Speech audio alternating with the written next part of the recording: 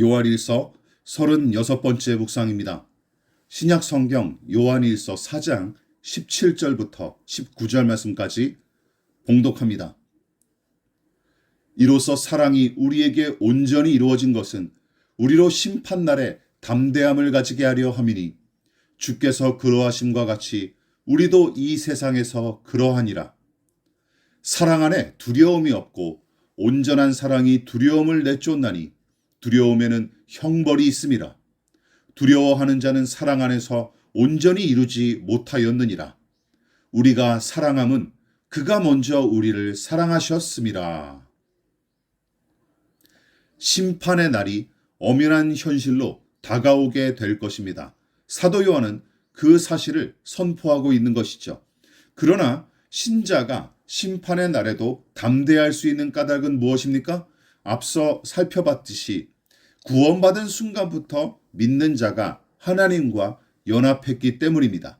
다시 말해 마치 한 사람의 몸이나 하나의 식물처럼 유기적으로 묶이고 운명적으로 연합된 까닭에 도무지 도려내거나 끊어낼 수 없는 관계를 형성했기 때문이죠.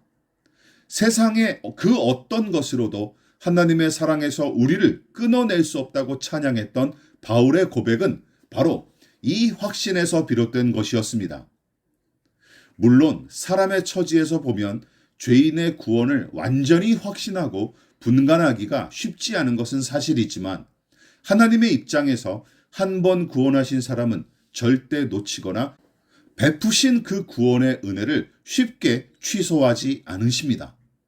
하나님은 변덕장이가 아니십니다. 이것이 성경의 가르침이죠. 그래서 하나님과의 연합, 그 하나됨만으로도 심판의 날을 두려움 없이 맞이할 수 있는 충분한 용기를 얻는 것이죠. 그런데 거기서 그치지 않습니다. 사도 요한은 심판의 날에 담대함을 얻을 또 한 가지 원동력을 제시합니다. 그것이 무엇일까요? 바로 19절입니다.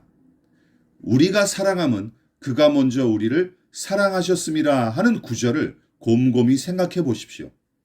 우선 이 말씀은 믿는 자들끼리 서로 사랑할 수 있는 원동력을 하나님의 먼저 사랑에서 찾았다는 뜻이죠. 그렇습니다. 여러 차례에 걸쳐 누차 강조했듯이 먼저 사랑받고 받은 사랑으로 충족돼 있어야 남을 사랑할 수 있기 마련이에요. 사람의 생리와 관계에 관한 틀림없는 법칙 중 하나입니다. 무엇이든 내가 가진 게 있어야 남에게 나눌 수 있는 것입니다. 가진 게 없는데 무엇을 어떻게 나누겠습니까? 너무나 작은 콩 반쪽이라도 나눠 먹을 수 있는 이유는 무엇입니까? 내가 그 작은 콩 한쪽이라도 가졌기 때문이죠. 사랑도 마찬가지입니다.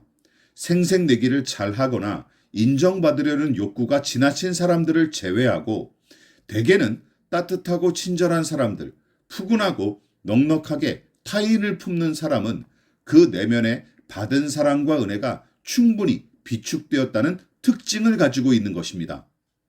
하나님의 사랑을 먼저 받은 게 확실한 사람을 남을 기꺼이 사랑하고 끌어안을 줄 알기 마련이죠. 넉넉히 기다리고 참아줄 줄 아는 것도 마찬가지입니다. 그러나 먼저 사랑하신 하나님의 사랑은 또 하나의 실제적인 유익을 제공합니다. 바로 그 사랑 때문에 신자는 심판의 날에도 담대함을 얻습니다. 왜 그렇습니까? 이 사랑의 시작이 우리가 아니라 하나님이시기 때문입니다. 무슨 말이냐면 우리의 사랑이라는 것은 영원성과 신실성을 절대 보장할 수 없기 때문이죠.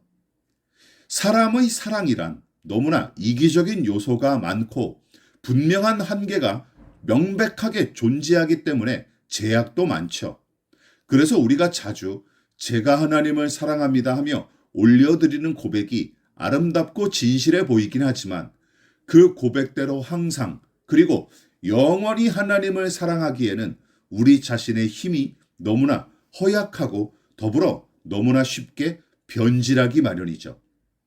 다른 말로 하나님과 사람 사이의 관계가 그 주도권이 전적으로 우리에게 있다면 얼마나 위험천만한 것입니까? 그러나 참으로 다행스러운 일은 그 사랑의 주도권을 하나님께서 갖고 계시다는 사실이죠.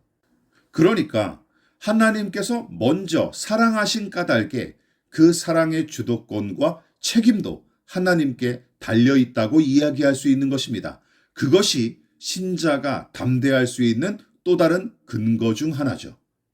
왜냐하면 하나님은 그 사랑을 영원히 유지하고 지탱하실 뿐만 아니라 거룩하고 아름답게 지켜나가실 수 있는 분이기 때문이죠. 저와 여러분이 하나님의 그 사랑에 붙들려 있기를 간절히 소망합니다.